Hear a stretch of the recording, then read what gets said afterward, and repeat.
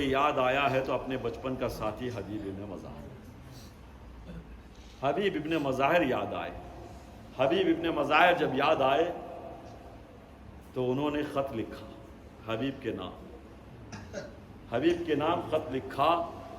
کیا لکھتے ہیں؟ من حسین الغریب الى رجل الفقیہ، حسین غریب کا خط ہے ایک فقیہ کے نام، رجل فقیہ کے نام۔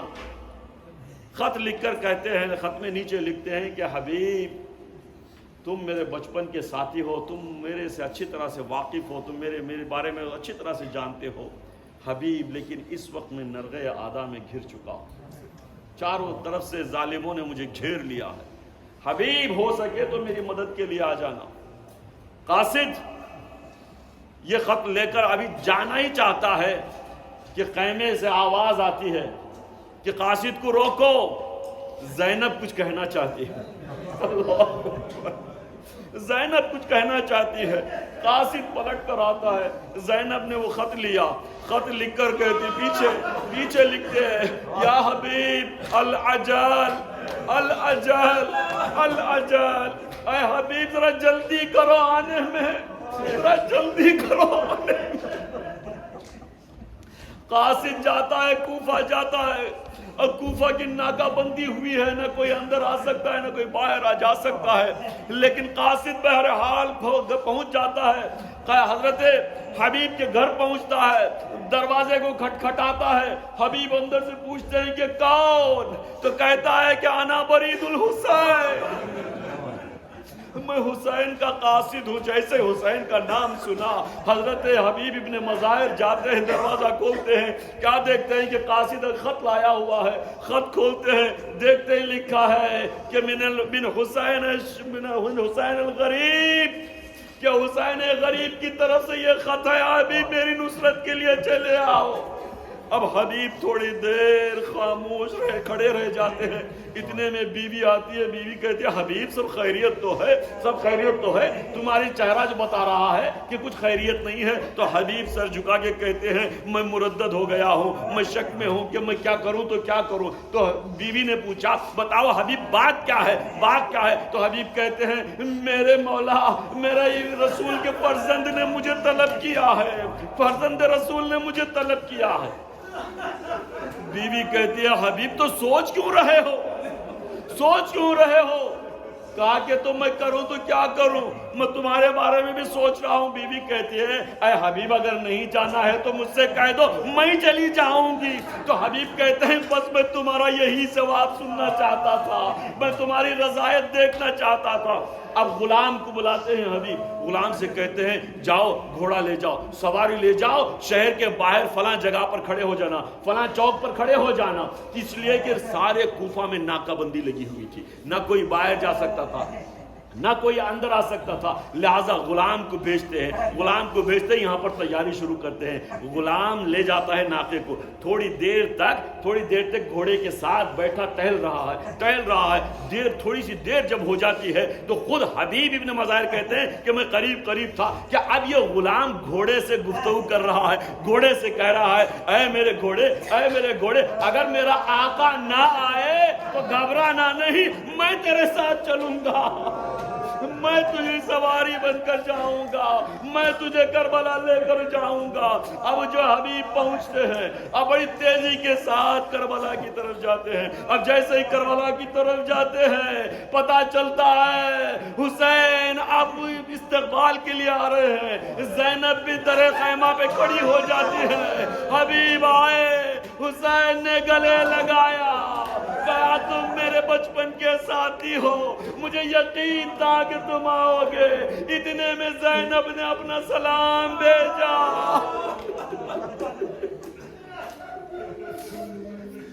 زینب نے سلام بھیجا، حبیب نے سلام زینب جو سنا اشک بہانے لگے، سر پٹکنے لگے، ارے زمین کربلا کی مٹی اٹھا کر سر پہ ڈالنے لگے۔ کہا ہے پروردگارا یہ سیدانیوں پہ کیسا وقت آ گیا کہ سیدانیاں غلاموں کو سلام